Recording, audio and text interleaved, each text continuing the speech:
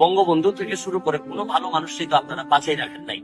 আমারে বলেন যে আমি নাকি দালালি করি, সরকারের দালালি করি। সারা জীবন আপনাদের জন্য বিভিন্ন ভাবে প্রতিবাদ করে অনেক কিছু হারাইছি জীবনে। বাংলাদেশে ভালো মানুষ কিন্তু আপনারা জন্মাইতেও দেন না, আপনারা বাঁচতেও দিবেন না।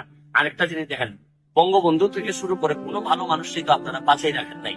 একটা জিনিস দেখেন, আমারে বলেন যে আমি নাকি দালালি করি, সরকারের দালালি করি, আওয়ামী লীগের দালালি করি।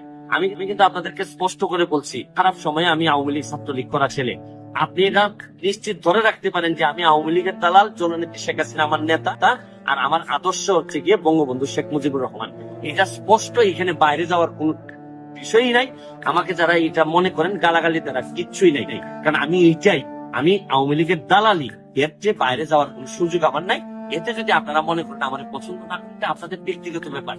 আমি আপনাদের যে কোনো পছন্দ অপছন্দকে আমি সম্মান করি, তবে আপনাদের প্রতি একটাই অনুরোধ, আমার জীবনে সারা জীবনটা আমি শুধু মানুষের কাজে দিয়ে দিছি। ফুটবল থেকে শুরু করে বিভিন্ন কাজে মানুষের জন্য দিয়ে দিছি। আমার শত্রুর অভাব নাই।